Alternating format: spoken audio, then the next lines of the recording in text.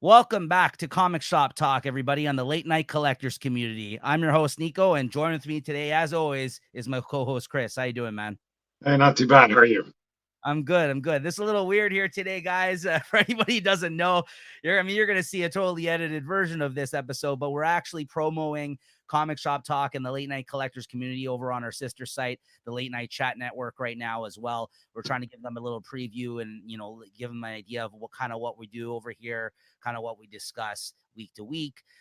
So welcome any potential viewers over from the Late Night Chat Network. Of course, it's our sister channel. You can catch Chris over there sometimes as well, too, as a guest over in the Late Night Chat Network. He's joined us a few times as well. But guys, always you can check back on older episodes of Comic Shop Talk. We're on episode 84 already, by the way. And you can always look back on our playlist there, guys. We're coming up quick to 100 episodes, rounding out the end of the year probably. So that's going to be really cool, just probably before the end of the year.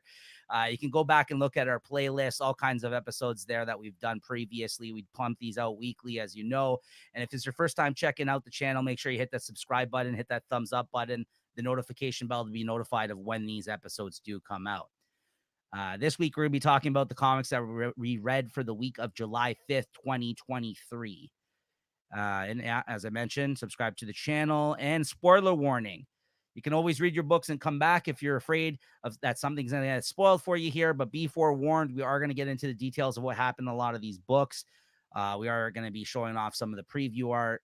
So, we got to talk about what happens in the book sometimes. We try to stay away from big spoilers, but in order to properly review them, we kind of get into what happens in them. So you can always, read your books and come back if you're afraid of being spoiled, or, just stay tuned. You might hear something that you're interested in that you may want to check out otherwise, right? Otherwise, Chris. All right. Then Welcome, new members, and let's talk comics. let's talk some comics. Cheers. Cheers. All right. First up on the docket here today, we got Daredevil number 13. Chris, I know it's your favorite word ever. It's the penultimate issue of Chip Zdarsky's run here. Yeah, I got my issue right here too. That's it. This is the second last issue, of course, of Chip Zdarsky's run. Where we last left off, he basically he's now literally gone to hell to fight some demons. Turned into an angel. Yeah. So, what'd you think of this, Chris? It's okay. I'm not too keen on this happening in hell, and everybody's kind of coming out of the woodworks as either ghosts or demons. But I did like the swerve there that they got, who's sort of powering him up or kind of supporting him, being the hand of the fist, right? Yeah. And I thought that was a pretty good swerve there.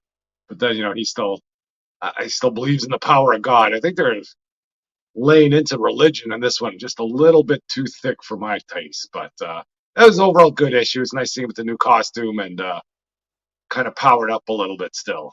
What do you think about it? I mean, I'm with you in terms of the religious stuff, but at the same time, I would bother me more if this wasn't always a part of this character. His religion and faith and this kind of stuff has been peppered throughout the character's history, throughout many great runs. So the fact that the focus has got to shifted a little bit here. And you're right. There is him leaning into it a little bit, like saying that he's essentially the hand of God. And that's who he. Yeah, this reminds me of like some little Christian comic book or something, where he's got all the propaganda. Oh, I'm the hand of God. I got God behind me. Yeah, I'm happy that he believes that and it's working for him. But like I say, I just felt they laid it on a little too thick, Yeah. But I did like all the demon stuff there with, I guess the one big bad, and then I guess it's his brother or his sister or something that's fighting him out there. Called The Wild. So that was the parts that kind of got me to really enjoy this issue, because at first I'm like, when it started out, I'm like, okay, yeah, he introduced this new white suit at the end of the last issue, and then he's like, okay, he's in hell now, and it's not the first time we've seen a character in hell, and it could come across as kind of hokey depending how you play it. And then even at first for me, I was like, yeah, this is all right, kind of what I expected. But then when they introduced that twist, like you said, there was the reveal this whole time, I guess, that where they've been getting their bloodlust, that kind of made him make all these bad decisions in his life as of recently. It was revealed in this that it was actually he was serving the sister of the beast, who yeah. So basically another demon. Yeah, who the beast is, who the hand serves.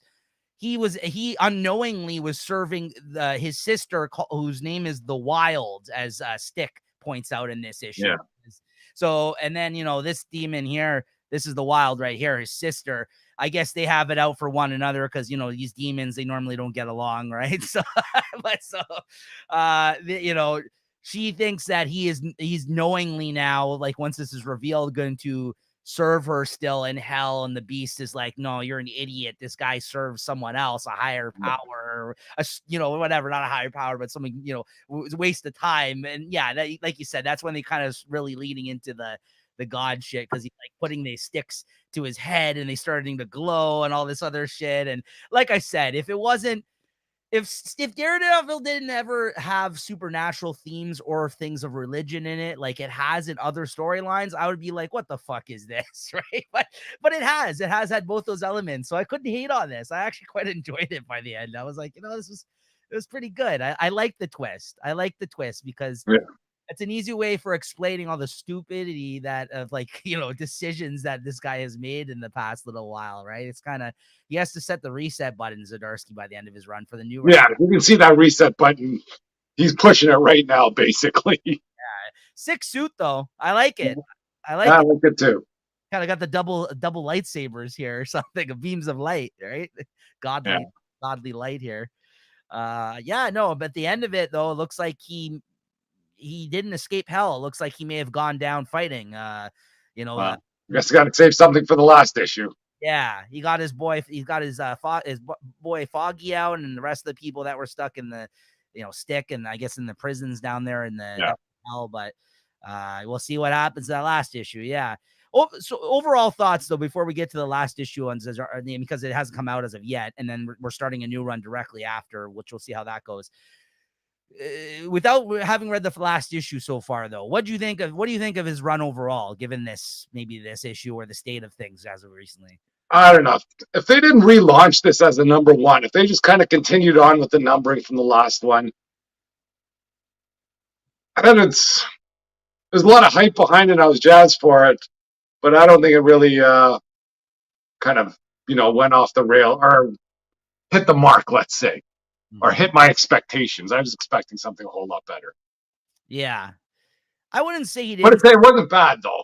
Yeah, I wouldn't say that he hasn't stuck the landing, and again, that's yet to be seen because he still has one more issue to go. But we've pretty much got the full picture, I think, of what's to be expected at this point. Yeah. But with one more issue to go, that being said, I think there might be some stuff left unsaid that I think he could have addressed a little bit better if he given more time. But whether or not he's leaving that on the table for the next writer or not, I guess we'll see. But also, I wouldn't say it was a bad run. I think it's largely a really great Daredevil run, but I think it's a bit uneven in the sense that there's a lot of different types of stories being told. Like as a whole, I don't know. It had really high. It's never had low lows. I don't think it's ever been terrible, his run. I think it's been okay to really good, most of the time. Yeah. I don't think it was. I don't think it was bad. I thought it was pretty decent, but it was nothing spectacular, Yeah. Yeah. So, yeah, I don't know. It's a weird avenue that he went down with this last arc, with it kind of turning into all this. But yeah, I gotta applaud the choice to try to do something like this in the last kind of, what I mean? It's kind of, it's a ballsy move. And I think that we, from what we've seen from Zdarsky, even in his early stuff that he's been doing over in Batman, he doesn't necessarily always do the most predictable shit, which I think you gotta commend him for, because I think we've read so many comics at this point in time, you feel like you've seen it all at a certain point. And then he kind of does some shit that's kind of coming out of left field. Whether or not it's good, I mean, that's up to you, right? But I think, but I don't like when they have these runs with the new art, or when some art or some writer's been on it for a while, and they bring a new writer. Like they say, they always have to reset it back down to zero. I'd rather, you leave him where he is, and the new writer comes in. This is where he is. You take it from here. Yeah. And you try to expand. Like usually, was kind of get a storyline, you expanded on that, you expand on that. But this one now, it just seems, I got a new writer in. Okay, he sent him to hell. He's gonna wake up in New York again, and it's just almost like a new beginning, where it's not kind of just pulling on the same storylines all the way through. That's what I don't like. Yeah, Yeah, good point. No, I hear you. I hear you. All right. What'd you give this out of 5 then? Rating out of 5. Well, I still give it a 4. I thought it was a decent issue. It's great art inside. Can't go wrong with that either. Same. So there you go, guys. We may not agree on everything, but we both give it the same rating, 4 out of 5. Yeah. I think it was actually overall, I think it was a pretty good week of comics. I mean, compared to last week where I think it was very middle of the road. I liked the majority of what I read this week, but we'll get into it here. Night Terrors, First Blood #1, Chris, which I know this is a summer event. It seems like taking over all the DC books that we were not looking forward to, but it looks like we both read this digitally just to kind of check it out. But what'd you think of this this first? Yeah, I just read this one digitally. It's out there. I think the art is great inside this one. And, it's got all the key superheroes, so you kind of see what's going on. And this one's got a bit of a mystery to it, so it wasn't too bad, as a whatever the first blood or the beginning of this story. I guess they introduced the big bad in this one, Insomnia, and yeah, I don't know. Like I'm glad I didn't buy it. It didn't make me go out there and want to buy it, but I was happy to read it. What'd you think? Yeah, it was all right. I mean, this whole Dr. Destiny thing at the start that they set up, I guess something happened with him and this Insomnia guy, and that's a result of why this guy's running havoc on all the DCU, I guess, heroes in this event. And they find him. He comes up dead in this. I always love the inclusion of Deadman. I think he's a great character. I always like to see him. I thought the art was good. I mean, it was fine. I agree with you. I read this digitally. I didn't buy the physical copy of this. I was not excited about this event. That being said, we're going to get into it in a bit. I thought one of the tie-ins so far was excellent. I think there's about like 5 or 6 tie-ins that came out this week, which were the first of a batch of, I think, 2-issue tie-ins that are going to be coming out throughout the months of July and August, like kind of that have been taking over all the main titles. So we checked out a few of those guys just because, in the sake of kind of checking out like, some of the Night Terror stuff. But I believe we checked it all out digitally. Didn't initially pick up any of this stuff. So it was okay. It wasn't bad. I think it wasn't bad. I don't think, like you said, I'm not rushing out to go buy it. That being said, if this is bi-weekly, which I think it is, I think this is 4 issues, the main event of the book, The Night Terrors. If it comes out bi-weekly, I might read the rest just in this for the sake of kind of just curiosity, see what's going on. I'll probably be reading them too, but yeah, nice looking comic, and it's a good story. Yeah, so far at least. Yeah, Buddy turns up dead there. Batman gets pissed off about Deadman taking over his body at one point, which is kind of fun.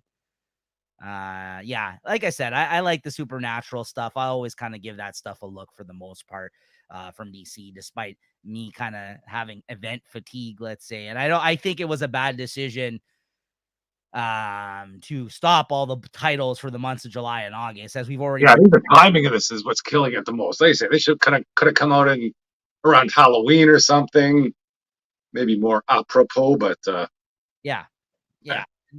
Maybe not sideline the titles. Or if you're going to do it, like you said, it could have came out weekly with some tie-ins throughout the month of October, which would have been making a lot more sense than fucking us having nightmares throughout the summer. So, I don't know. I don't know what they're thinking on that one, but hey, we don't work for DC. So, what'd you give this out of 5 then? I give it a 3.75 though. It's better than I thought it'd be. Yes. I agree. 3.7. But then all the starts of these ones, like I remember the Lazarus Planet, I thought that was freaking awesome when it was starting. And it was garbage. But we'll see how it goes. All right, Chris. Edge of Spider-Verse #4 you read this week. Edge of Spider-Verse. Let me find that. Oh, there we go. I don't think I pre-ordered any of these ones. Yeah, I just got the cover. But they keep on coming in my pull bin, so I keep on buying them. And it's not bad. This one, just following 3 different spider variants. I think this was one from was that Spider-Man when he went to Los Angeles? Not Lost Hunt. It was written by Taboo and somebody.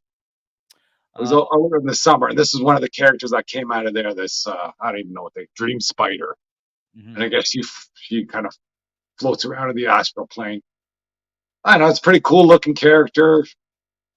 And a decent story, but nothing to write home about. And I think the second Spider was somebody called Headline. And this was sort of interesting. Somehow J. Jonah Jameson gets bit by the spider. And Peter Parker, is working almost as his assistant in the newsroom. And so he becomes, his name is Headline. So that was kind of interesting seeing J. Jonah Jameson get the spider power. Something interesting to note. Look how hairy this guy is. Well, I guess it's back in the day. But yeah, go on. I was like, whoa, J. Jonah, calm down there.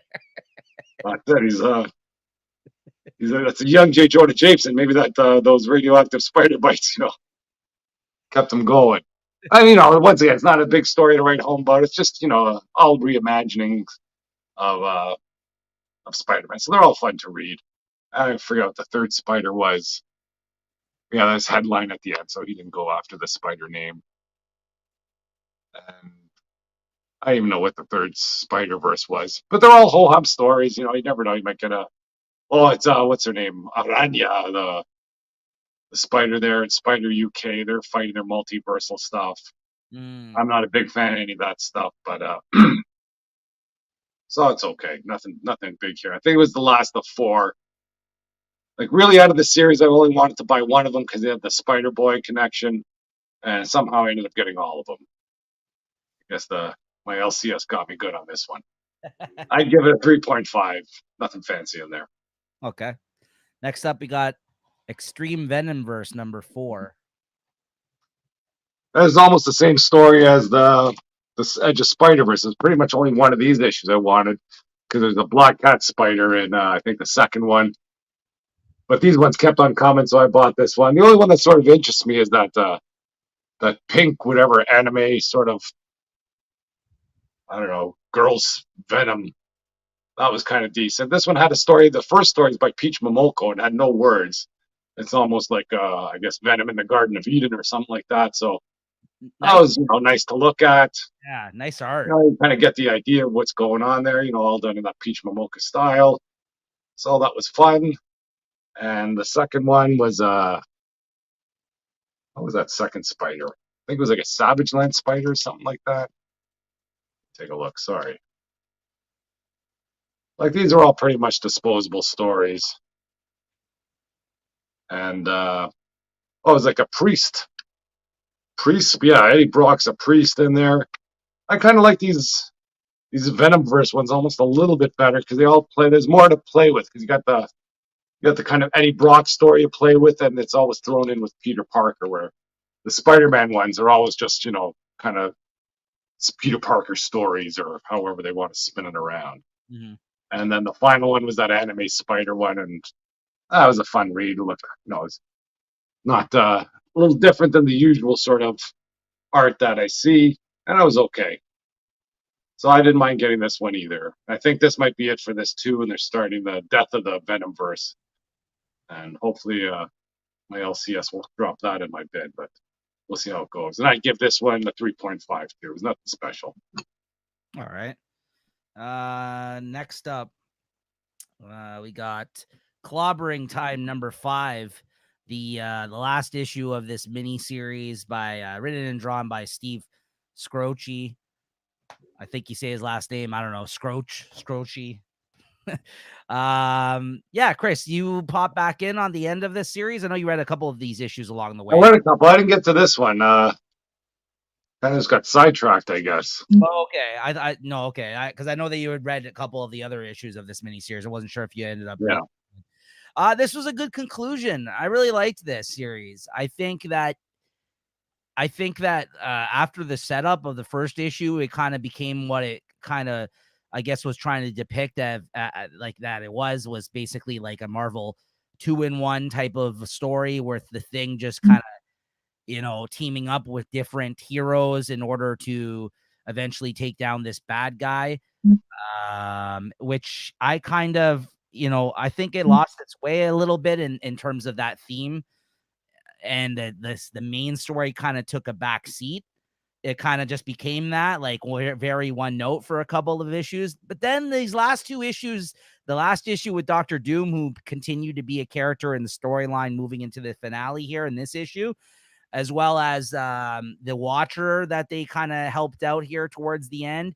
And the Thing teamed up all together and took out the bad guy in a very satisfying conclusion, I thought, at the end of this. And the art, Steve Skroce, I mean, if you've never seen his stuff, he's the main reason why I picked this up to begin with. I'm a big fan of his artwork, but I think he's a pretty good writer too for that matter. He did a really good job. He tried to like create a new Galactus in order to like restart the universe in his own vision of sorts, and then he has a really stupid name. This Ogdu Phrase is his name, and his name was like Psychopomp, like as his villain name, which is a stupid fucking name. I don't know why he's got a weird ass name like that, but okay. But I really kind of took the intellect and the cunning of not only Doctor Doom and this Watcher character that they ended up having to save, that was being tortured by this villain in the last issue, and the strength of the Thing to kind of take out this guy, and they successfully pulled it off. They even tied in something that was from the first issue. I think it was one of the earlier issues, Chris, when he had that like that universal kind of translator type thing that Mr. Fantastic made for him in order to make him sound intelligent. The Thing actually was able, he still had it and it was working. So he was able to get inside the villain's head as a result of that device.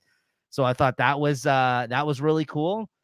And there was a whole scene where he kind of gets his helmet taken off, Dr. Doom, in here, and they put like a big censored bar across it, which I thought was really neat, because they don't want to show you what Dr. Doom looks like, right? So, it's not to be seen. Yeah, just like little things like that I think are really cool. He's unsuccessful in kind of creating, well, he does create a new Galactus, but it ends up, however things ended up taking place, they kind of set the whole timeline, like everything's fine again, basically. Yeah, there's like a whole thing where Dr. Doom has this genius thing to like use Pym particles to like throw this little device at the Thing, and basically a bunch of Doom bots kind of expanded out of the small little kind of device that he has, like of Pym particles, and he was able to get a new suit out of the Doombot suits after it got destroyed out of that too, as a result of all that. It's cool because he writes a really good Dr. Doom, because Dr. Doom's like, Hank Pym, he's hardly a genius, but I must say that Pym particle is still useful at times. Like it just sounded like something Dr. Doom would say because he's so fucking vain, right? So you get to see the rock ripped right off of the Thing here, and like gross, like bleeding underbelly of the rock. I don't know, man. So yeah, there's some cool things, nice little touches. Definitely a great artist, a detailed artist enough, and an interesting artist enough that you don't get to see do many Marvel comics or comics period, for that matter. So the fact that they allowed him to kind of play in the sandbox and he had enough interest to do so, this was a fun series to check out. So guys, if you missed this, check out the collection or pick up the issues. It's only 5-issue miniseries. It was a lot of fun. Yeah, and at the end here, the Watcher guy's talking, and he's kind of giving a summary of like, all the events of what happened in the story here. And the Thing, he's like standing in this like literal big body cast suit that Mr. Fantastic had to like create for him in order to like heal him, and he called it like a healing sarcophagus or something like that. And then like on the last page, you see the Thing like talking to Mr. Fantastic, and he was just like, he's like, listen, I don't care that you guys saved the world. This guy has got to go. He's like kicking him out because I guess the Watcher is just living in Fantastic Four now. And the Thing's like, all right, I'll tell him this is the last month. He's like, what? You're gonna let him stay the month still? And then like you see him and the Watcher in the corner, and the Watcher manipulated, like did something to because he can manipulate technology, he says, or something. He did something to Johnny's Instagram account, and the Instagram account got banned. I don't know. So they're just like fucking with them. I don't know, just something stupid like that. But it kind of felt like a joke that he's trying to get through to younger generations with. But it was kind of funny, like them just fucking with Johnny. Yeah, man. So I give this a 4 out of 5. I had a lot of fun with this one. Nothing too serious or deep. A good time with some great art. Next up, we got Untold Tales of I Hate Fairyland #1. I stopped reading the newest iteration of this book. Scotty Young wrote and drew the first like 15 issues or whatever, the original series, or 18 issues. And then he came back and relaunched this title, which I think I've talked about the first couple of issues here on the channel. And now I'm just like, okay, I'll just wait for it in trade because I already have the collections of the older I Hate Fairyland series. So I've read this digitally, but now it's kind of spun off into its own I guess like anthology type title. I think this is going to be like 5 or 6 issues where different creators are going to play in this world of Scotty Young that he created. So you get to see even other artists now kind of work on this character in this world. And this first issue was really fun. He had some really great artists join him here. I really like the first. Aaron Connolly drew the first short story. There's 2 short stories in this.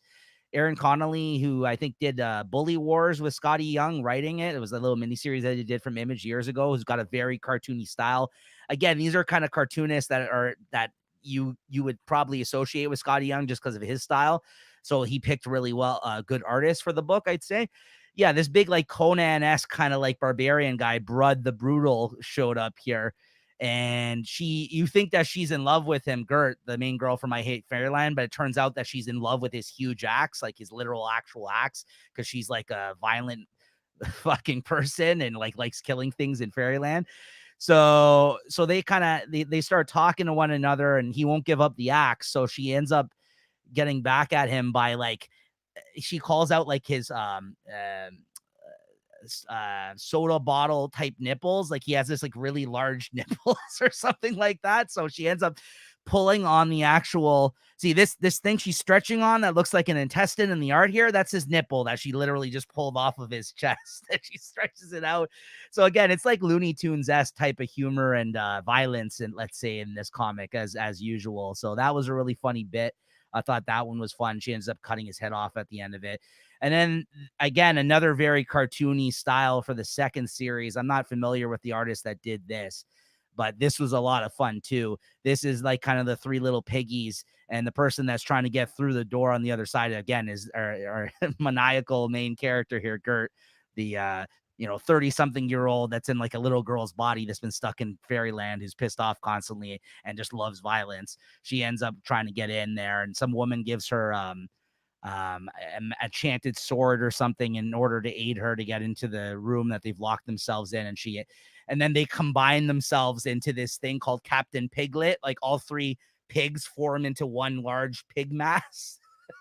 They're just stupid stories, but the cartooning is really fun, and it was pretty funny and entertaining. And she ends up chopping the shit up out of that guy too. so again, if you like violence, if you like cartoon kind of violent cartoons or like Looney Tunes type shit, or if you like I Hate Fairyland, I think this spinoff title actually definitely has captured the essence of the main series while staying true to the kind of the content with different artists involved. I give this a 4 out of 5 as well. I thought this was pretty solid. I continue reading that one. And speaking of funny comics, of course, we got Peacemaker Tries Hard #3, a series I've really been enjoying. I know, Chris, you meant to read this. You just couldn't come across it. I know you read this online, right? In time for the show. Yeah, it's been a good series so far. I actually go through this. Maybe I did read it. Went through a lot of stuff this week. So let's see. So in this issue, it kind of opens up with him talking about like his tragic childhood of his father being a piece of shit. You did read this? Yeah, that's where he's in the bar there, right? Yeah, that's right. Okay, so you did. Yeah. So that kind of, again, if you watch the TV show, I don't think any of this will kind of be, will come as a shock to you. Some of these themes, because I think they really match a lot of the themes of the TV show as well, in the sense that his father is not a good person. And, obviously has trauma from that in his life. And like he, was abused as a child. And he comes to his father at the start here, or like, at least if not physically abused, which he was, I think too, but like, he's like also just an asshole to him. So he came to talk to his father, and he says that he got beat up by some bullies in school.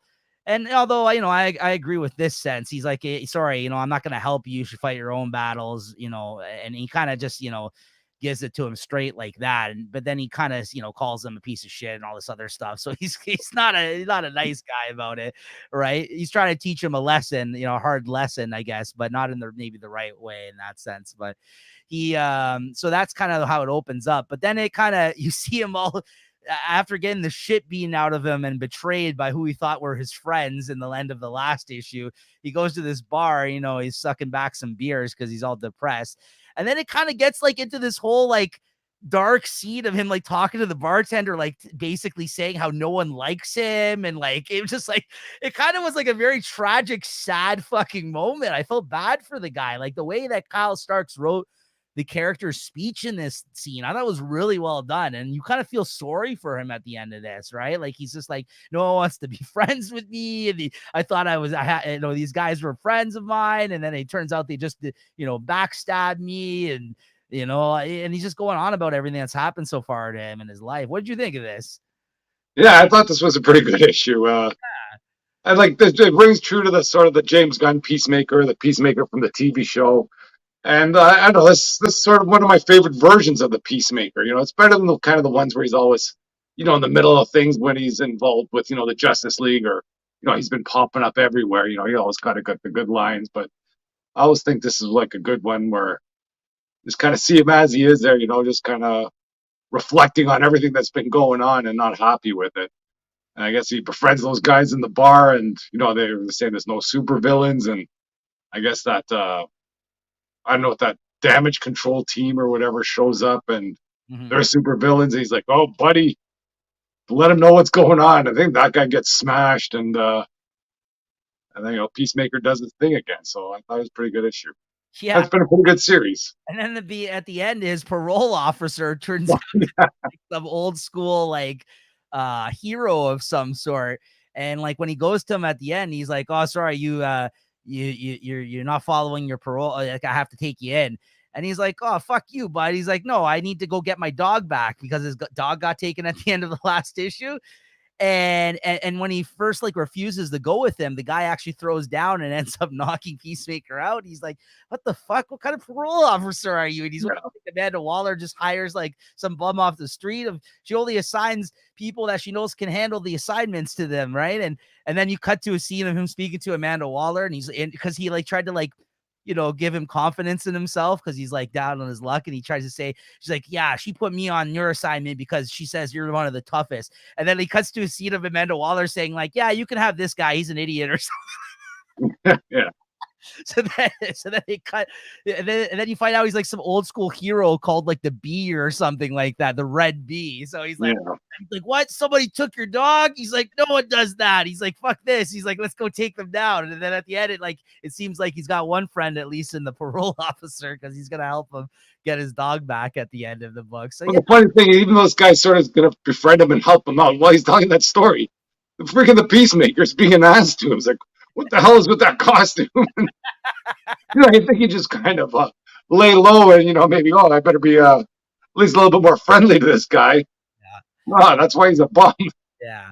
No, this continues to be a great series, man. So like I said, I think we've said it, every issue, but if you were a fan of the show, this is an easy sell. Definitely go check this out. Or if you just want to learn more about this character, I think this is a pretty good version of it. We really enjoyed the show. And Kyle Starks is just killing it. I think he's a great writer. He knows how to balance the humor and the drama and the action and everything else. And this is just another example of that. I think it's been a great series. So yeah. So always a contender. I feel like when it comes out too, like every week when this comes out, I'm like, I can always easily make this. I feel like my favorite of the week. I'm not saying it is this week, but it is a contender, I think. So what'd you give this out of 5? Yeah, I give this a 4. It was a good one. 4.25 for me on this one. All right, back over to talk about some Night Terror books here. Night Terror's Batman #1, Chris. You read this one digitally? Yeah, I read this one. Yeah, enough with Batman and his terrors of his family for watching his family die. But other than that, I think it's decent there. You had him, I guess there's that, he's going into the tank to try and confront his fears. And then, I guess he does realize he's in the dream world. And then he's trained himself to wake up from these dreams, but the reason he can't wake up is because Deadman took over his body again. So I thought that was a nice little twist there. And that was okay. But then he kind of wake up, or in his dream, he became the guy that shot his family at one point. But this story's just been done to death with him trying to relive his canon event is what they call it nowadays, I guess. Yeah. Yeah, I think yeah, like this is basically like his origins of sorts. Like it's just like because now like all the characters are going into this sleep like state and insomnia is fucking with them. So of course I think it should come as no surprise that if you're gonna make a story about a nightmare scenario or trauma with Batman, Bruce Wayne, it is always gonna lead back to this story. So I think, like Chris said, there's nothing new really to speak of there. I kind of like the approach they're taking. They're trying to kind of like this whole thing with the guy that kind of looks like Robin here in Insomnia, like he's trying to look like like there's some kind of fucked up imagery type stuff going on in this, which is kind of cool. Gillian March, the artist that they put on this issue, is a pretty decent artist. So, like, it looked interesting, I think, at least, but I don't think there was much new here. Like, Yeah, they could have explored different themes, or I mean, it doesn't have to be his worst nightmare. You can just have other nightmares, yeah, But yeah, gives birth to an actual bat that's like got a gun for a head here. Again, it's just some nightmarish imagery type stuff that's going on here. Like it comes out of his throat, and what I feel like we've seen things like along this line before. Yeah. And I mean, like he's dealt with people like Scarecrow for fuck's sake. So like I'm sure he's tripped out and had visions like this in comics. Yeah, he's had vision this way. Year one, freaking there's so much stuff that's kind of always gone back to this. Yeah, and then even at the start when he's in the tank, you see like a bunch of different images littering the page that were kind of like the pearls and like all these things that we've seen. So like unlike the setup to this event in the last issue, I think this had a little bit less to offer, but it wasn't inherently bad. Again, I don't think it was bad, but it was just nothing new. Like even for like, I'm interested to, and we didn't read all of the Night Terror books this week, guys. We kind of just sampled some of the titles we normally would read anyways, but like, I don't know if I'll come back for the second issue of this just because I don't think it has anything else to say, like other than this, but like, again, there's some good opportunities with some of these characters to kind of maybe get into some other interesting stuff that maybe we haven't seen before, right? So this one was fine. What'd you give this out of 5? Yeah, I give it a 3.5. Same, 3.5. Yeah. So this Night Terror's the Joker, I thought was quite you didn't like this. Okay, I really liked this. So much so I went out and bought the issue. I didn't buy this originally. I didn't order this. I read this digitally. I thought this was a really nice surprise, to be honest. I think this is a standout amongst all of the Night Terror stuff out so far, just because this is an interesting take, I think, on what the Joker, what his nightmare scenario would be. But go ahead. If you didn't like it, go ahead. Say why you didn't like it. One thing I did like about this is how Batman died. Yeah. Didn't he just slip on the roof or something? Yeah. And they're looking at him and saying, whoa, did we just kill Batman? Yeah. Yeah. He literally. I thought that was good. He opened up. That was a good part. And then, just him being stuck in the 9-to-5 job, and doing whatever he does there, that didn't just freaking ring true to me. But no, but that's that's a nightmare for him. Boy, you're right though. But like, if you think about it, Joker's nightmare, his whole reason to basically do what he does is in order to go up against Batman. So if Batman, in a world that Batman doesn't exist, he's forced to he doesn't even know what to do with himself anymore, right? I thought it was that's the problem. I don't buy that premise right from the beginning. So, but it was a funny premise. Like, so it was okay. It was a good issue, but like I said, I don't buy that. Batman needs a Joker and Joker needs Batman. They don't need each other. No, that is a theme I think they've explored over the years, and it's like nothing new again. Well, while it isn't new, this is, I think, a new perspective. I've never seen this happen. Like you said, I thought it was really fun that he went and got stuck in like a dead job and stuff like that. Yeah, so he's just like head on the ground. He slipped and bonked his head off the roof because it was wet and raining. And they're like, is he dead? And you're like, I think so.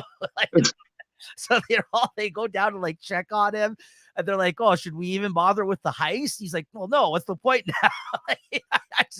I thought it was funny, man. And they're purposely being funny. I think the writer is trying to make it comical. So for me, it really worked. And then Gaggy, his fucking little his minion there or whatever, he ends up running into him later in the issue after he's holding down the 9-to-5, and he's like, where the fuck have you been? Right? I just like how he's talking about watching the Housewives shows, and he's like, I'm just gonna watch the new Housewives show or whatever. And he's just like, don't you want to go out and start? He's like, what am I supposed to do? I'm gonna beat Superman? He's like, were you fucking crazy? He's like, yeah, but that's his friend. Don't you think he's gonna be pissed off about that? He's like, I'm not gonna bother with that. All I want to do is watch housewife shows. I don't know. I thought it was fucking hilarious. I had a great time with this. This is a standout, I feel like, because they went somewhere with it where I didn't expect them to. Like, you know how like we talk about the events and there's sometimes fun tie-ins in these events. This was, I think, for me, I'm definitely gonna pick up the second issue of this. This is a 2-issue thing, and I really like this scene too. This reminded me of Seinfeld, Chris, where the Kramer goes to that job and he pretends like he's working at the job. Yeah, Like I don't even know. yeah, I got that vibe there too. Really haven't been doing anything. He's like, well, is my work not satisfactory? As he's talking, he's like, I don't even know what I'm looking at. And he shows him like a picture of like, Yeah, it's a little complicated. I don't know if you would get that. Like, yeah, doesn't he get a promotion at the end of this or something? Is that how the issue ended? yeah.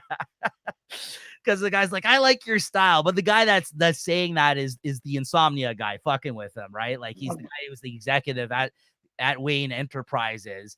Again, this is not real. This is in his head, right? So I think that's why it's kind of fun, right? But he puts his head in the microwave and activates the microwave. His head blows up.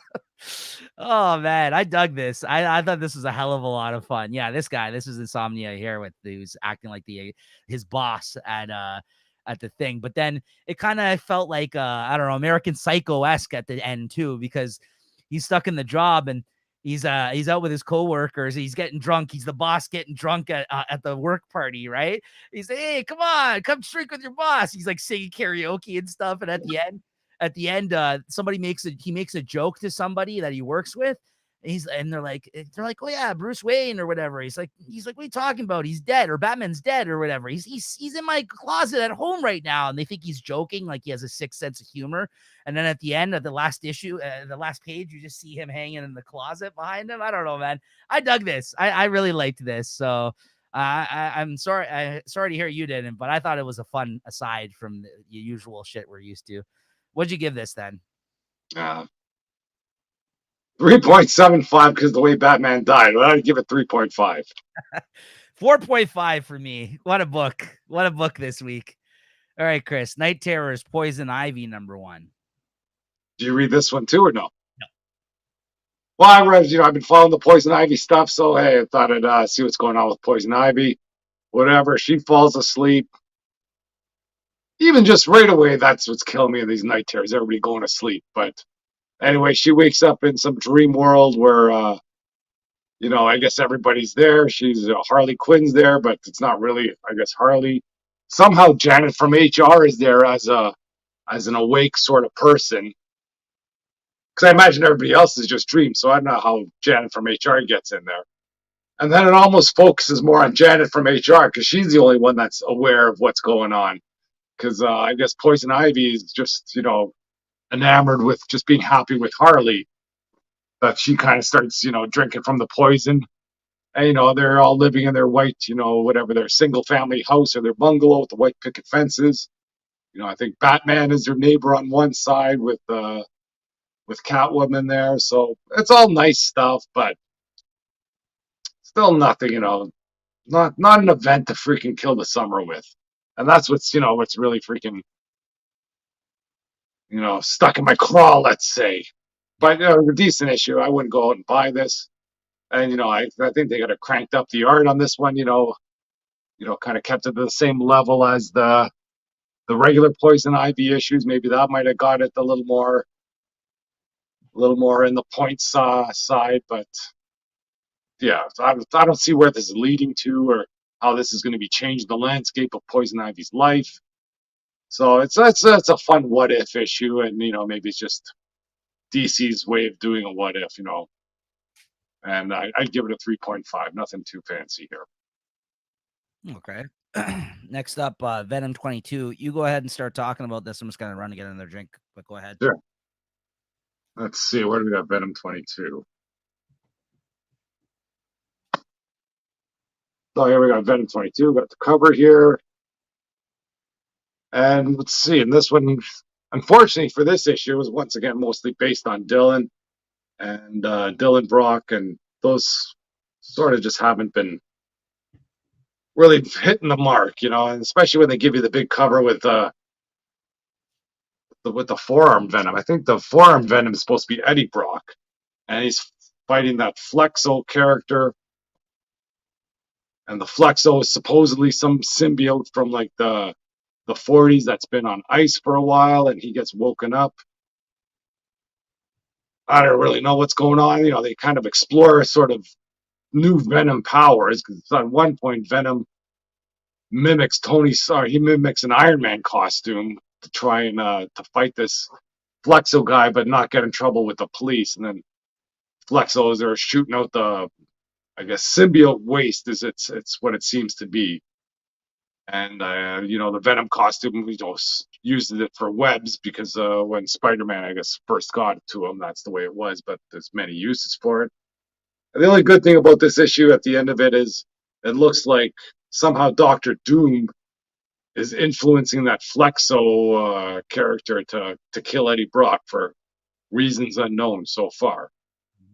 So we'll see how it goes. But like I say, it's more of a Dylan Brock issue, focused issue, and those haven't been my favorite. No. And you know, those with the solicitations from the future, you know, you also saw Doom with the Venom mixed in there. I thought that'd be Eddie Brock and Doom going at it, but it looks like it's going to be Dylan Brock and Doom, so I'm less excited about that. So it's even a bit more of a downer. And for this one here, I give it a 3.75 though. Still, it's better than the usual schlock just because Doom shows up. Right. I mean, that's always fun when he makes an appearance. Yeah. All right. Next up, a few more quick hits for me here. Hairball number 4. This is the conclusion of this series. This wasn't bad.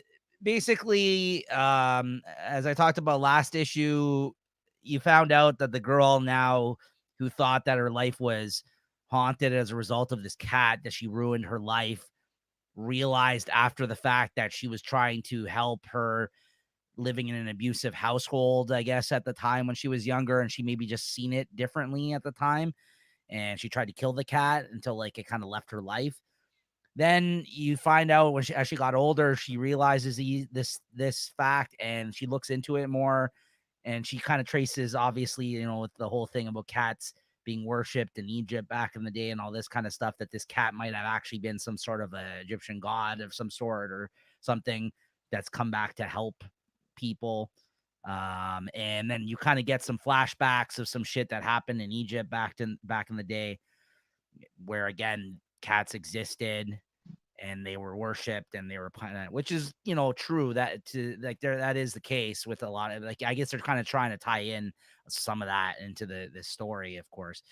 And yeah, and then it kind of it goes to current day where she tracked down the whereabouts apparently of where her cat is now, even though she thought she successfully was able to kill it while she was younger.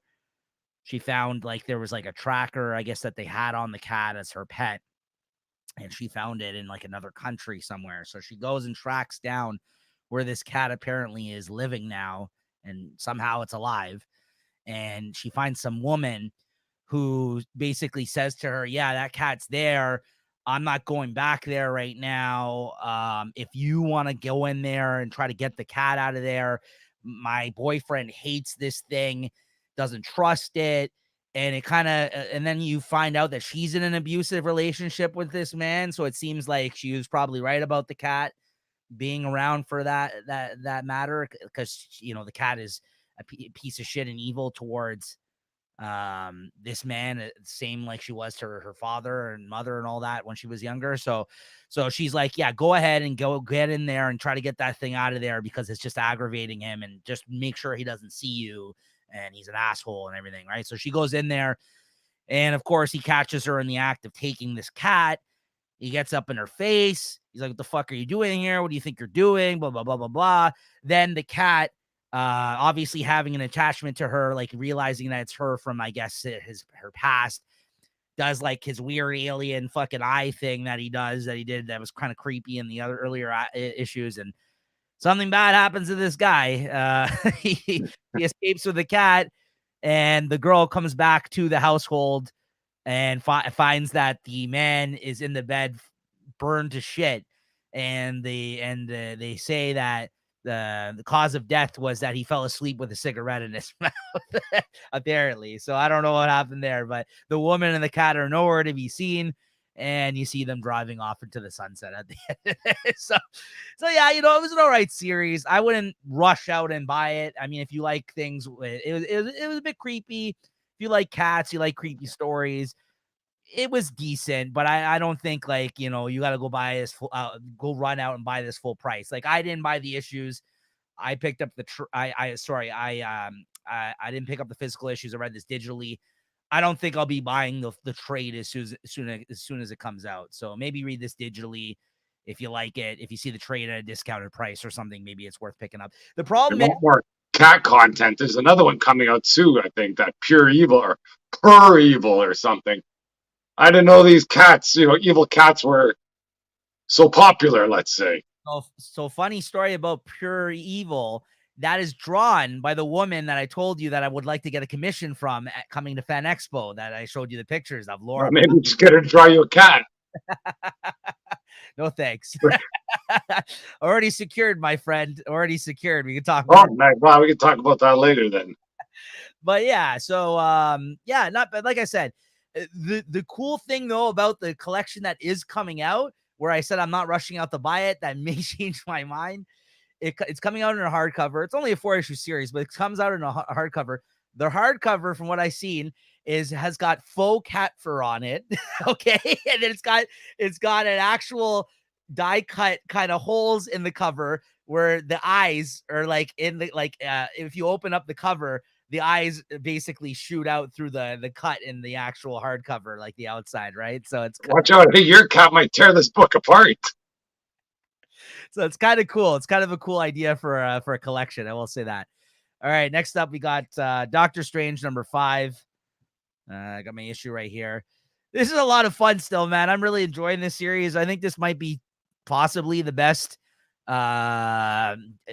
Jed MacKay Strange series. I mean, we really both enjoyed the one that was before this with Clea. That was the main focus, and the Death of Doctor Strange stuff that led into it.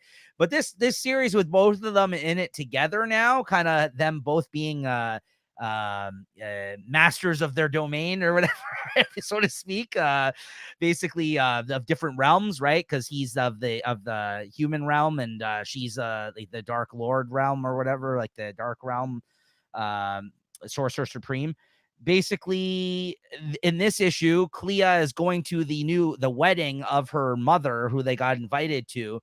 And of course, she doesn't want to go. She's like, what kind of a fucking sham marriage is this? And then you find out that her mother is just marrying one of the other, I guess, high-ranking demon type people just to secure her place with him, because he's one of the few left standing people that hasn't been killed yet. Because you know how there's that murder mystery stuff going on where they think that Clea is running around and killing all these other high-ranking demon type people. Well, it turns out that they still think that she's involved, other than her mother, obviously, but but she's aligning herself with this other person just as a way to, it's a sham of a marriage, just basically so if someone's if someone's going to come after them and kill them, she's going to force them to kill that guy, and she's going to run away. You know what I mean? So that's basically, hedging her bets is a good way of putting it. So that's basically all it is. And then she explains to her daughter in this that between people of their nature, like of these magical beings and like all this type of stuff, he's like, that's all these weddings are. You're the only person that's found love with somebody else, talking about Stephen Strange, right? Like, she's like, this is, all these marriages are just of convenience. He's like, well, did you love father? And she's like, yeah. He's like, she wouldn't let me love him in that way, right? Like, she's like, because her father is even bigger demon in terms of his prominence, right? And then she reveals that Clea has a baby sister in this as well, that they've created out of magic. They didn't actually, she's like, no, you're going to be the only one that's made out of my blood.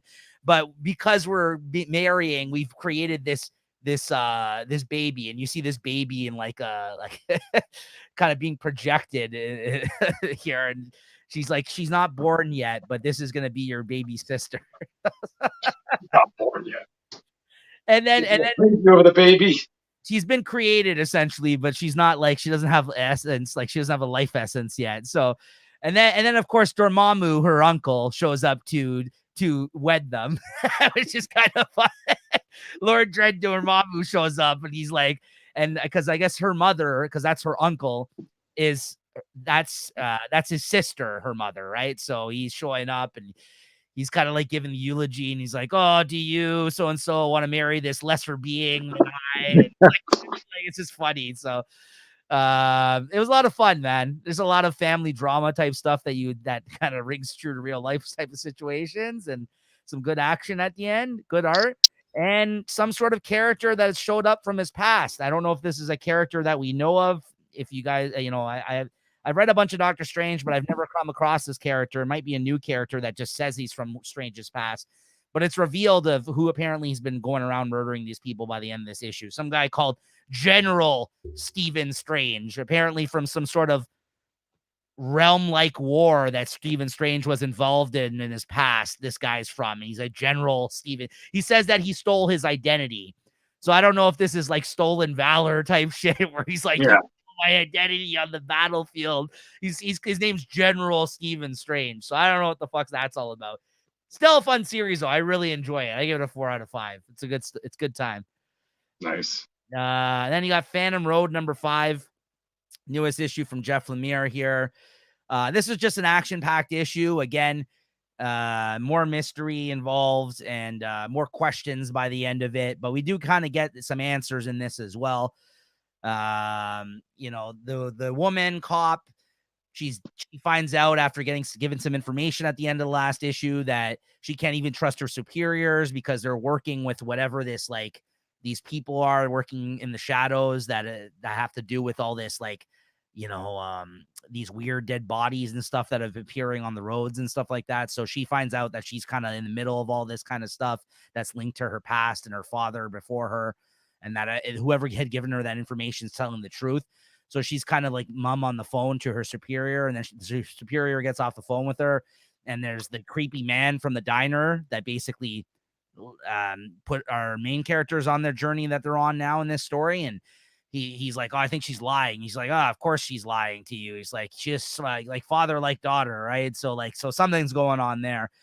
And then their main characters here that were on the road, the truck driver and the woman, they they have to beat off like 1,000 of those fucking dead zombie type things that are in between Limbo or wherever they are on the road here, on the Phantom Road, so to speak. And they end up having to fight off a whole bunch of them. And the reason that they all kind of swarm them and attack them is that woman tried to hit that weird artifact that they're transporting in the truck with a hammer and break it in the last issue. And I guess this alerted all these things to start attacking them. And after they fight them off, Buddy pulls over and he sees what the fuck's going on back there, because like a bunch of the creatures jumped in the back of the truck as he was speeding away.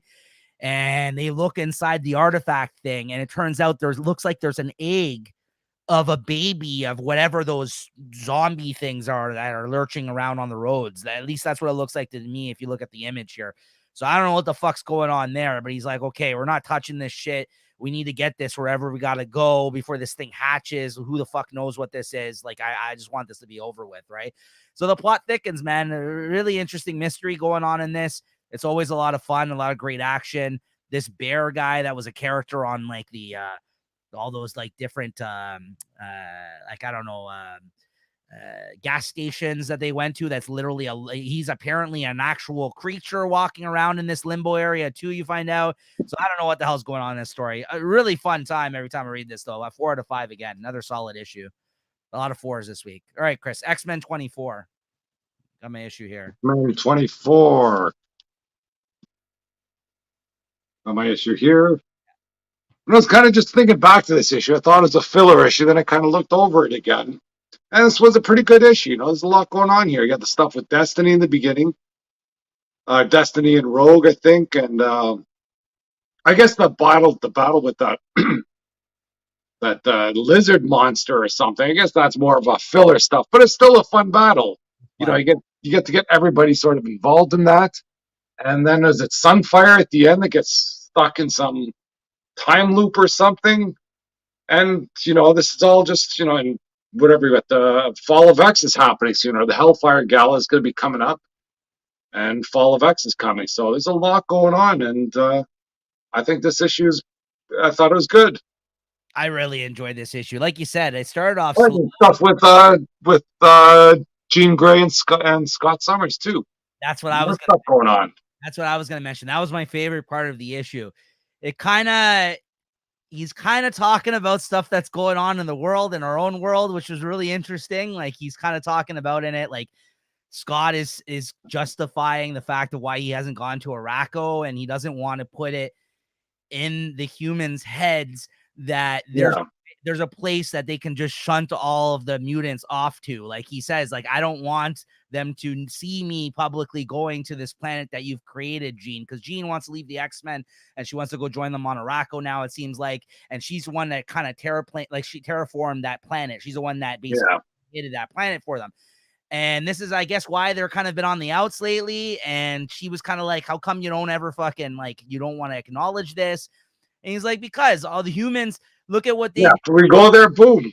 They're going to say, why don't y'all go there? And that's it. Right. He's like, look what they all do to their own people for their choices or being different and this and that. And I'm like, okay, now you're just speaking to stuff that's going on actually in the world. Like, it was kind of interesting in that sense. Yeah. That was really well written. I thought that scene.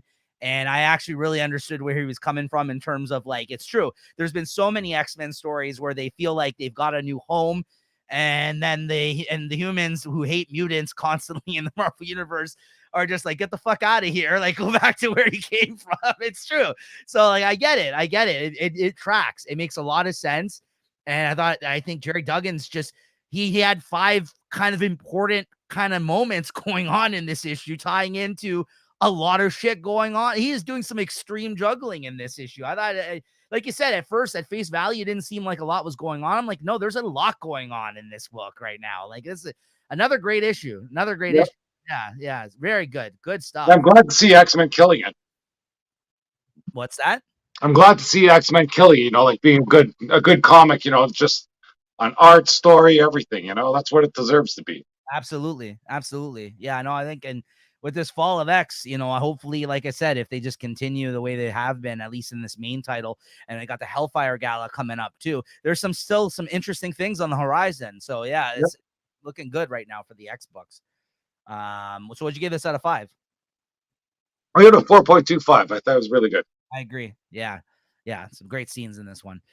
And speaking of the X-Men, we got X-Men Before the Fall, the Sinister Four, #1. I think this is one of a 4-issue miniseries, if I'm not mistaken. And I hope not, but I'm not buying it anyway, so they can make it 20 issues. I don't care. Yeah, we read this digitally. This is, I guess, focused on the 4 of the Sinisters, essentially. I guess that's why it has Sinister 4, the clones of Mr. Sinister that have been out and about. But go ahead. What do you think of this?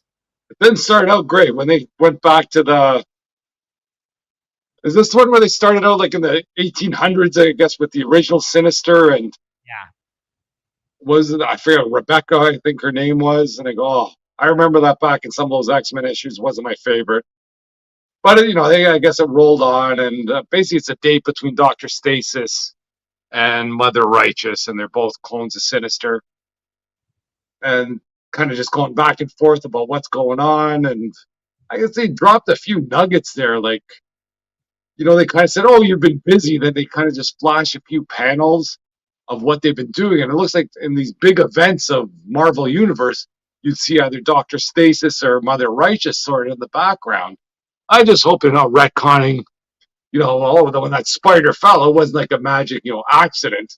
It was freaking Dr. Stasis. They were freaking zapping that spider with some mutant power or something, and whoever bites, let's see how it goes. If they do that, I'm gonna freaking go off the rails. But otherwise, it's still interesting either way. And this Mother Righteous, I'm still on the fence with her. I don't know if I like her or not. Like, when she talks normally, she's fine. Then all of a sudden, she starts talking like lock, stock, and loaded barrels or whatever. So I don't know. We'll see how it goes. And I do like the fact that Mother Righteous thinks that Dr. Stasis is doing whatever she wants because he's in love with her. But then at the end, you see Dr. Stasis is with, I guess, the original Sinister that hangs out in that egg. And, he's got his own plans regardless of what's happening. So that was a fun issue. I wouldn't say a fun issue, but it did open up a lot of things. But unfortunately, it's a lot of things I'm not really interested in. Yeah. So I was wrong. I don't know why I thought it was a 4-issue miniseries. I think this is only a one shot, which makes a lot more sense. Is a lot better in that sense. This is just another prelude, I think, to the Fall of X and the Sinister. Yeah. This was written by Kieran Gillen, who did the last Sinister that's been doing Immortal X-Men as well as the last Sinister event, the Sins of Sinister.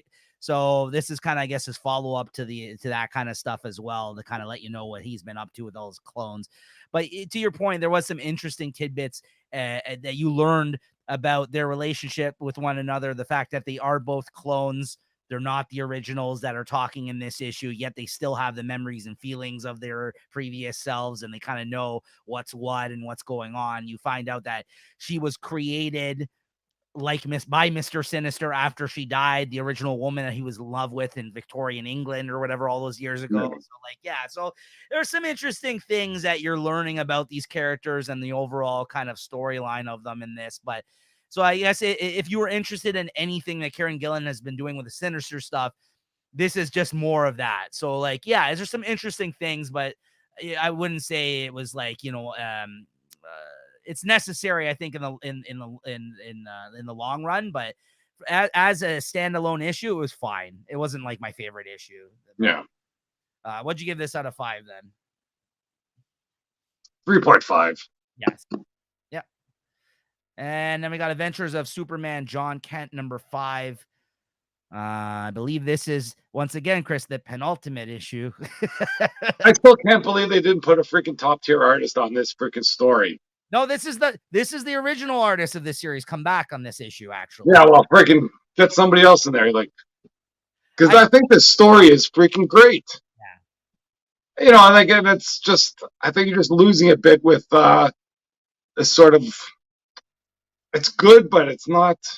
I don't know how to even explain the art style here. I will say it's not stylistic enough. I think it's very basic. Honestly, if they use that deceased art here, yeah, for this storyline, oh man alive, this would be like a freaking, this would be through the roof, because the story's through the roof. Like this Injustice stuff, if they even use the same sort of art style as that Injustice video game, where everybody looks more true to form, I think this would be great, because I don't know, I like this Injustice world that they're talking about, and I hope it doesn't end up with Ultraman. Is it Ultraman that they call him here?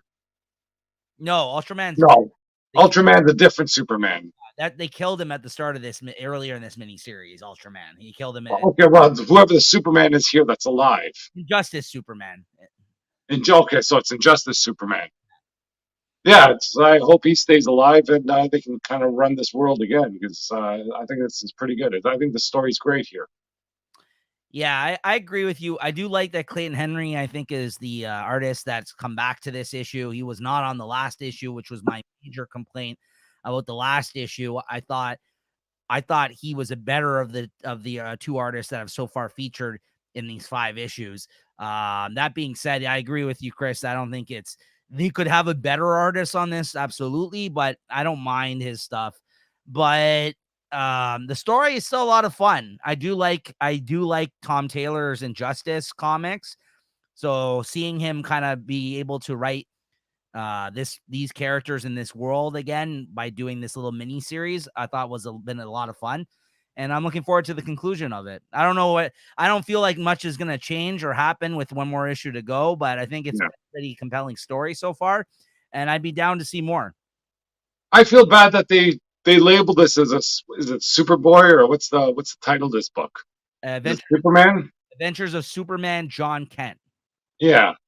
This should have just been freaking Injustice World, Superman Injustice, and freaking boom. Well, I think I would have been more likely to buy it under that than that Superman, John Kent. I agree. And I think that's why when I first heard about this miniseries, I wasn't going to check it out originally, because we had tried out his last John Kent series, and I thought it was fine. I didn't think it was great. And then I heard that this had to do with Injustice, and that's why I ended up reading it. But if for people that did not hear that and were a fan of Tom Taylor's Injustice stuff, this is definitely worth checking out if you missed the boat on that, because I think it's a lot of fun, and it's Tom Taylor doing his Elseworld type stuff. Like, yeah, perfect. It's awesome. yeah. So I it's kind of him going back to the well, because I don't think that his last John Kent Superman series was as successful as I think he wanted it to be, right? Unfortunately. But it did run 18 issues, and I think that he's a popular character still. But yeah, this Injustice stuff is just way more appealing to me, let's say, like than going. So what'd you give this out of 5? I give it a 4.25. I'd give it more if this was like, with like the deceased artist or something like that, Oh, yeah, I'll give it a 4 out of 5. I thought it was decent, yeah. And last but not least, guys, we got Spider-Man number 10, adjective list Spider-Man. You still picking this up, Chris? Oh yeah. I dropped this. I read this. I got one of the variant covers, Hellfire Gala cover. I think we got Firestar up here. Oh, nice cover. So they're starting the Hellfire Gala covers now. Nice. Good to see. Yeah. I didn't go all out. Not all of them were too good. But I got a few coming. And friggin' Bagley is killing the art in here. Like compared to like that end of the Spider-Verse stuff and what he's doing now, it's freaking night and day. And or maybe the color's working better, or like I say, he's got fewer characters to draw. The story's okay with this the Spider-Boy stuff. I like that kind of mystery that nobody knows, or you can't figure out why nobody remembers him. So he's familiar with everything that's going on, but nobody's familiar with him. And yeah, it wasn't a bad issue. What did you think of this one? Did you read this one? I did. Yeah, I agree with you. I read this digitally. I dropped the series, but I've liked the start of this Electro arc. That's kind of when I ended up dropping the series, but I have liked the start of it. I'm glad that we got past the Spider-Verse stuff. I don't know if there's much of a future in this series. I know that I heard that he's going back to the well once again by doing a what the hell is he doing? He's doing something. The Superior Spider-Man, or no? That's it. He's doing, I think, Superior Spider-Man again, Dan Slott, I think, after this, from what I've heard. I'm not crazy about the ending of the story or where it's going with this Spider-Boy stuff. It's all right. It's not bad. I think it's, but I'm not as interested in that. I 100% agree with you on the Bagley art stepping it up during this arc, though. I think that it's been looking great. The Gold Goblin stuff's fine. I'm not a fan of that Gold Goblin stuff. I'm a fan of Norman Osborn being in this, but he doesn't need to be the Gold Goblin. Sorry, I agree with you. That's what I mean. The Norman Osborn stuff is fine. The Gold Goblin stuff seems not important to the story, and I just feel like it's one of those things where, like, Dan Slott's like, hey, see, this is taking place during current continuity. I gotta put some that are going on in the other Spider-Man book in this, and it just doesn't feel necessary. And the Electro stuff has been fine. I don't know. Spider-Boy's okay. I'm not crazy about the storyline that's going on. Coming up with his own series. Yeah, I'm not. Yeah, that's too much. Yeah. That's for sure. And yeah, I don't know what I'm thinking. What they could do with Spider-Boy, they can kind of, or if they're going to do something with his own series, they could have him in his own world or whatever, his own universe or wherever he was. And one more day didn't happen, and that's where you go. And then you can have both of those freaking storylines running. Whichever ones have better sales, you kill the fucking one that doesn't.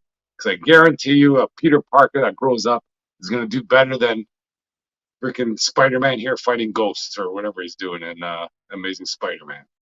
But that's an aside. No, well put. Well put. I agree with you. I would not disagree on any of that. So what'd you give this out of 5, this one, though?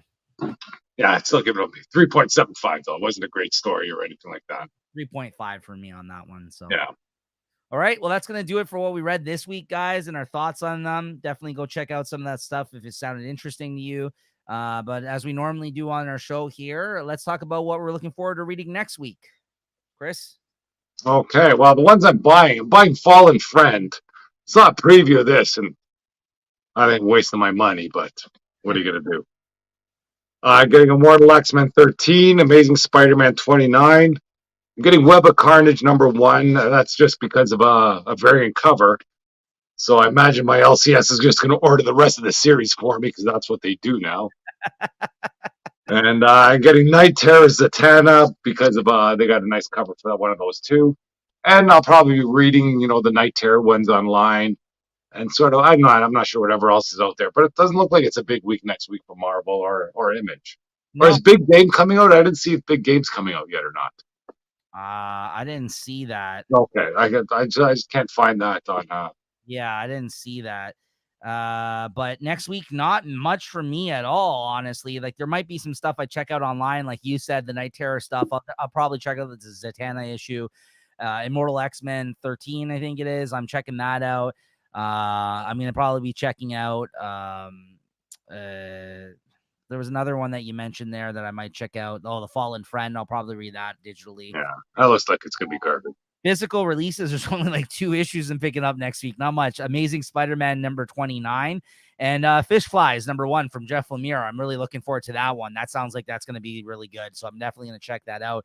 And like I said, there'll be some other stuff online as well as some of the things that Chris mentioned there. I'll be checking out digitally.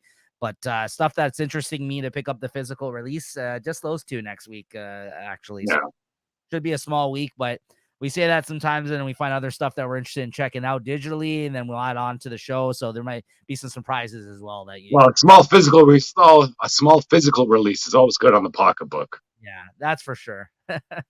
That's for sure. All right. That being said, our favorite book of the week, Chris. What was your favorite book of the week this week? I liked this week. This is a pretty good week. I mean, like I think you read some better stuff than I did. Yeah, or I just enjoyed. I'm gonna go with X-Men. I'm not surprised by the way he went on about it. It was actually one of the last things I read this week, and it was a strong issue. So I can't fault you on picking that one up. Although you are going to fault what I picked because I'm picking Night Terror's The Joker. That's right, number 1. Surprised me as well, folks. Surprised me as well. I did not want to like these books, but I must have liked this book because I read it and I went out and bought it because I read it digitally. Did not pick up the physical copy of this. And then I'm like, you know what? I need this. It's just going to be 2 issues. If you want a funny Joker story. Or even just the cover, though. It's just funny seeing the Joker there, whatever, looking at a screen, do the 9 to 5. So, like I said, I did not expect what I read in the pages of this. I thought they were going to go a lot darker because it's the Joker. And I think that's what was fun about it because it was not what I was expecting. And sometimes that makes a book better when you go to read it. If you go in with no expectations, it kind of low-hanging fruit. Low-hanging fruit. They could have. Well, there you go. That's all this Night Terror. Even that Batman, that's low-hanging fruit. They gotta reach higher. That's my opinion, at least. Name of the episode: low-hanging fruit. There you go. Thanks, everyone. All right, guys. So a quick couple of notes. Definitely check out our YouTube feed. After this episode comes out, we'll be also dropping an episode of Trade Talk, me and Chris. It's been a while since our last episode of Trade Talk. I think the last time we did one was me and Peter. We talked about a Punisher book that had come out Punisher Born, which he read for the first time. We both ended up talking about that book. Me and Chris are going to be talking about the first 12 issues of The Walking Dead, which is the first 2 volumes of The Walking Dead. If you guys want to pick up the trade paperbacks of it.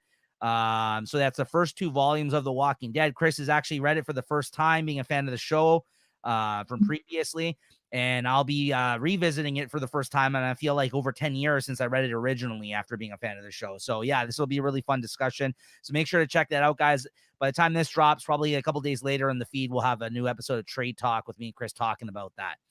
And once again, check out the Late Night Chat Network, guys. Or if you checked out our preview episode of this featuring the episode of Comic Shop Talk, you'll also hear us discuss The Walking Dead over there. If you caught our show, checked out over at the Late Night Chat Network. So you'll actually be able to see it sooner over there, but stay tuned because it will be coming out on the Late Night Collectors community as well. So that's kind of been a fun show of a little behind the scenes and to give the people of Late Night Chat Network a kind of a preview of what we do over here in the Late Night Collectors community. So really fun episode. So make sure to check that out, guys, whether it's on Late Night Chat Network or Late Night Collectors community. Make sure you're subscribed across the board, and you'll be covered on all your bases then. All right. So there you go.